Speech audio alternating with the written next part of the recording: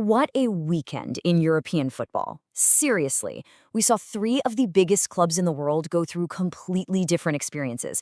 We're talking triumph, turmoil, and some serious tactical genius, all in one weekend. So, we're going to break down what went right in Milan, what made Barcelona's performance a tactical masterclass, and what on earth is going on in Madrid. And stick around because we're going to dig into the science that might just explain everything.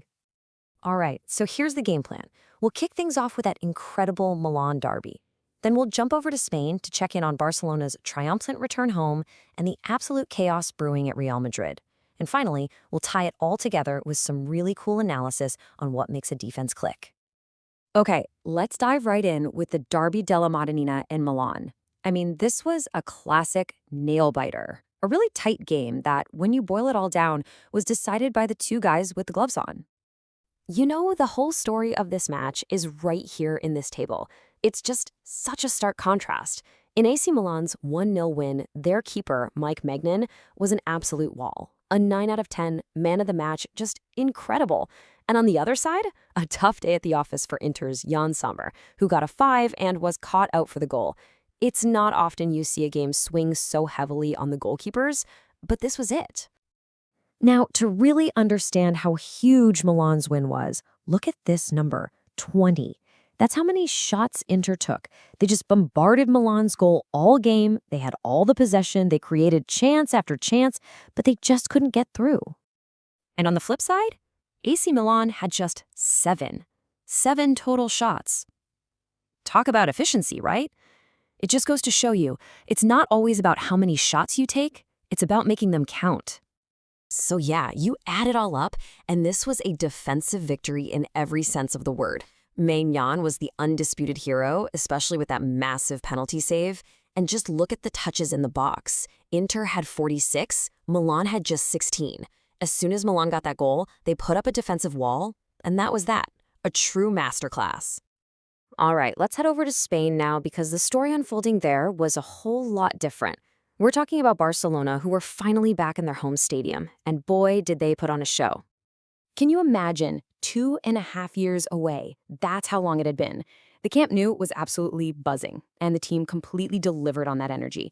They just dismantled Athletic Club 4-0, and their manager, Hansi Flick, got a ton of credit for getting his tactics spot on, even with a lineup that was a bit patched together. And a huge part of Flick's tactical genius was this guy, Eric Garcia. Now, you normally see him playing at center back, right? Well, Flick threw him into defensive midfield, an unfamiliar spot for him, and wow, it worked. He was superb, absolutely key to how Barca defended from the front. Just the ultimate utility player. So, while things were all smiles in Barcelona, over in Madrid, for their biggest rivals, the mood was the complete opposite. A really frustrating 2-2 draw with Elche has left Real Madrid fans asking some serious questions. And I mean, the fans were not holding back. You just had to look online after the game. The forums, social media, it was all going off. And a lot of that criticism was pointed directly at the manager, Xabi Alonso, for what fans saw as confusing lineups and no real clear plan. But it didn't stop with the manager. The big names got called out too. We're talking Mbappe and Vinicius Jr. There's this growing feeling among some fans that certain players have become untouchable, you know? Like they're guaranteed to start no matter how they're playing. And I think it all kind of boils down to this feeling of a lack of hunger. You know that fire you see in a team that's desperate to win? The general sentiment was that it's just missing right now. It's not the same team we saw at the start of the season. Okay, so if you pull all that fan feedback together, here's the diagnosis from the stands. Number 1, the squad's unbalanced. Too many similar players. 2, they are crying out for a real number 9, a focal point. 3, the defense looks like a mess. And 4, the whole team just feels disconnected, like a collection of stars, not a cohesive unit. The polar opposite of what we saw from Milan and Barca, right? So what gives? How can you have organized wins on one side and this kind of chaos on the other? What's the secret sauce? Well, believe it or not, there's some actual science to all this, and we're about to dive into it. So this research paper talks about something called relative line height. I know, it sounds a little academic, but the idea is actually pretty simple. Think of it as a measure of how well a defensive line moves together, like they're all connected by a string. The smaller that value, the more in sync and compact they are. And that is exactly what you want. And this graph from the study, it shows it perfectly. It's comparing when a defense succeeds versus when it fails. And if you look at that line height metric, you see that for both teams, when they're successful, that's the number 1 on the bottom axis, the value is lower. That means a tight, compact line is key to good defending. But the real story is how consistently a team can do it. Which brings us right here. The study basically labels Barcelona's defense as organized and proactive. They control the space with that compact line.